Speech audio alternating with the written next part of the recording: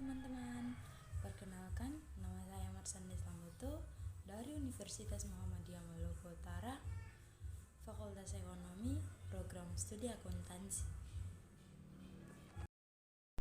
Di video saya kali ini, saya akan membahas terkait dengan mata kuliah Sistem Informasi Manajemen. Di dalam Sistem Informasi Manajemen, saya akan membahas 3 sub pokok dalam Sistem Informasi Manajemen, yaitu 1. Model sistem umum dalam perusahaan. Yang kedua, lingkungan perusahaan. Yang ketiga, Porter's Value Chains atau analisis rantai nilai Porter. 1. Model sistem umum dalam perusahaan. Pengertian model sistem umum perusahaan ialah di mana menyederhanakan objek yang terdiri dari berbagai jenis model yang digunakan perusahaan beserta kegunaan model itu sendiri yang mempengaruhi pengertian, komunikasi, dan perkiraan masa depan. Model yang digunakan oleh perusahaan adalah model sistem informasi fisik dan konseptual. Pada pendekatan sistem adalah sebagai perwujudan manajemen dalam mengambil keputusan dan memecahkan masalah pada perusahaan tersebut. Adapun pengertian model. Model ialah rencana, representase, atau deskripsi yang menjelaskan suatu objek, sistem, atau konsep yang seringkali berupa penyederhanaan atau idealisasi. Bentuknya dapat berubah model fisik, model citra, atau rumusan matematika. Berikutnya, adapun jenis-jenis model, yaitu 1. Model fisik, menggambarkan atau bentuk-bentuk entitas dalam bentuk 3 dimensi. Model naratif, menggambarkan entitas secara lisan atau tulisan. Model grafik, menggambarkan entitas dengan sejumlah garis atau simbol. Yang keempat, model matematika, sebagian besar perhatian dalam pembuatan bisnis saat itu tertuju pada model matematika, ketelitian, dan menjelaskan hubungan dalam berbagai bagian dari suatu objek. Selanjutnya, menggunakan model sistem umum pada pasar swalayan, yaitu 1. Arus material atau barang-barang yang akan dijual. Yang kedua, arus personal, manajer toko, pegawai gudang, dan kasir. Yang ketiga, arus uang atau pemasukan yang disediakan oleh pembeli dan pengeluaran kepada pemasok dan pegawai serta pemilik.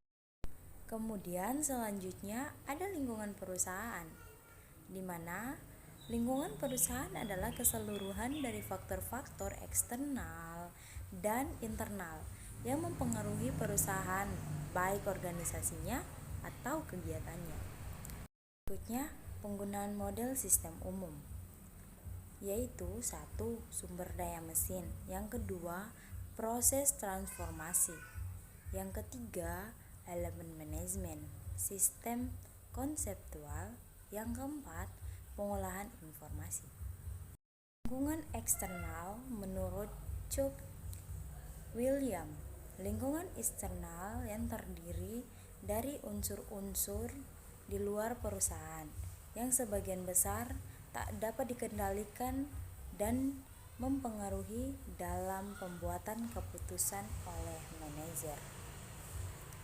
Lingkungan eksternal terdiri dari 1. Lingkungan eksternal mikro atau unsur-unsur tindakan langsung atau lingkungan khusus.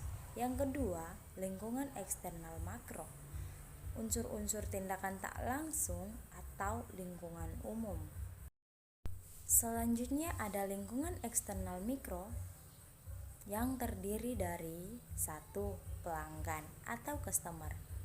Pelanggan membeli produk, barang, dan jasa perusahaan tidak dapat hidup tanpa dukungan dari pelanggan. Jadi, untuk mencapai keberhasilan, suatu usaha perusahaan perlu mengamati perubahan kebutuhan dan keinginan pelanggan. Pengamatan reaktif dan proaktif merupakan strategi dalam mengamati kebutuhan dan keinginan pelanggan. Yang kedua, pesaing atau competitors. Pesaing perusahaan industri yang sama dan menjual produk atau jasa kepada pelanggan. Perbedaan antara keberhasilan dan kegagalan usaha tergantung pada apakah perusahaan pelayanan yang lebih baik dari pesaing lainnya. Pesaing harus melakukan persaingan, yaitu menentukan siapa pesaingnya, mengantisipasi pergerakan pesaing, serta memperhitungkan kekuatan dan kelemahan pesaing. Yang ketiga, pemasok atau suppliers. Pemasok adalah perusahaan yang menyediakan bahan baku, tenaga kerja, keuangan, dan sumber informasi kepada perusahaan lain. Terdapat hubungan saling ketergantungan antara pemasok dan perusahaan. Ketergantungan perusahaan kepada pemasok adalah pentingnya produk pemasok bagi perusahaan dan sulitnya mencari sumber lain sebagai pengganti. Yang keempat, perwakilan-perwakilan pemerintah. Hubungan organisasi dan perwakilan-perwakilan pemerintah perkembangan semakin kompleks. Peraturan-peraturan industri yang ditetapkan oleh perwakilan pemerintah ini harus ditaati oleh organisasi dalam operasinya. Prosedur perizinan dan pembatasan-pembatasan lainnya untuk melindungi masyarakat. Kelima, lembaga keuangan. Organisasi-organisasi tergantung pada bermacam-macam lembaga keuangan, seperti bank-bank komersial, bank-bank instansi, dan perusahaan asuransi pasar modal.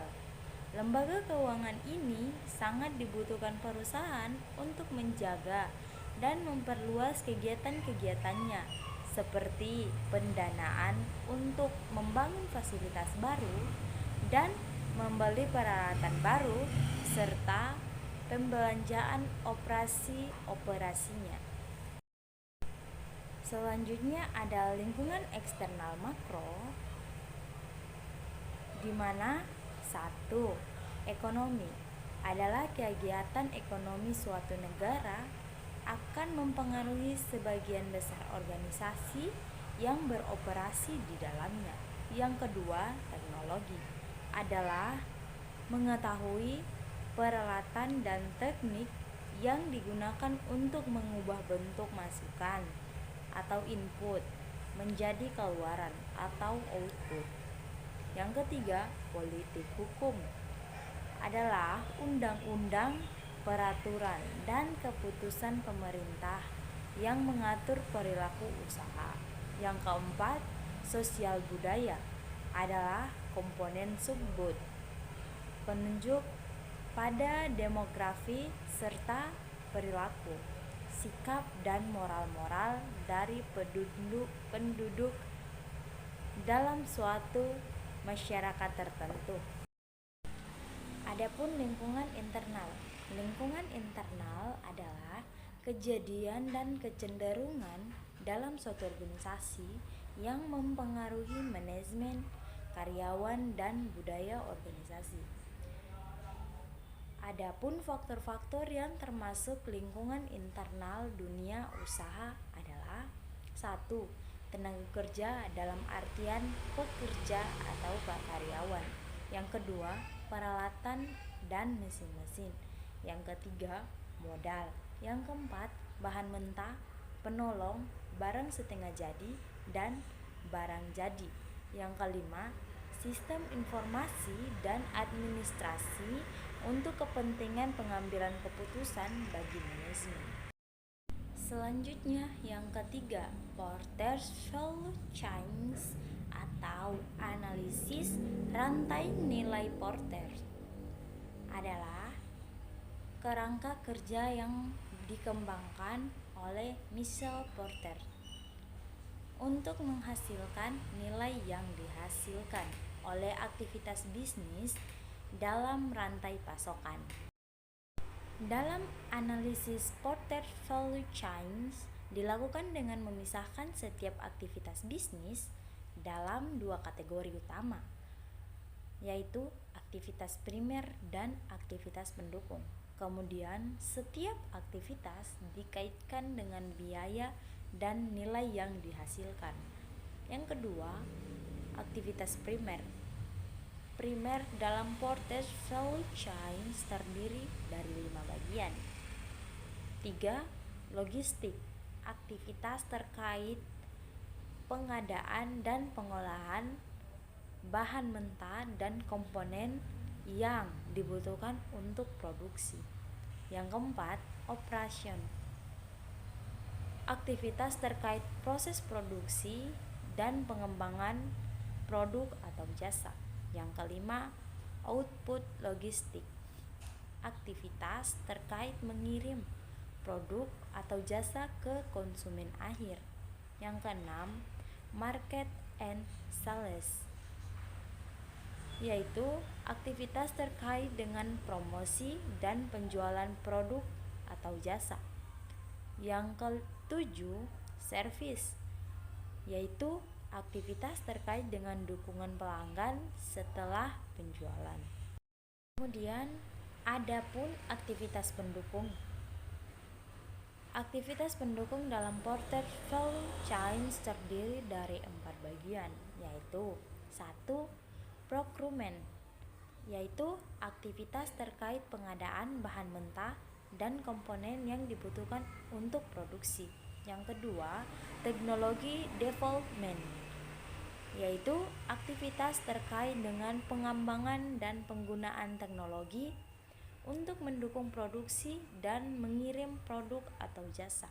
Yang ketiga, human resource management, yaitu aktivitas terkait dengan manajemen sumber daya manusia dan organisasi. Yang keempat, firm infrastructure, yaitu aktivitas terkait dengan manajemen umum organisasi seperti akuntansi, keuangan, dan hukum. Selanjutnya ada analisis biaya keuntungan, yaitu analisis Porter Value Chain dapat digunakan untuk mengevaluasi biaya dan keuntungan setiap aktivitas bisnis dalam rantai pasokan. Hal ini dapat membantu manajer dalam menentukan strategi dan keputusan bisnis yang lebih efektif. Lebih dan kurangnya saya mohon maaf. Wassalamualaikum warahmatullahi wabarakatuh.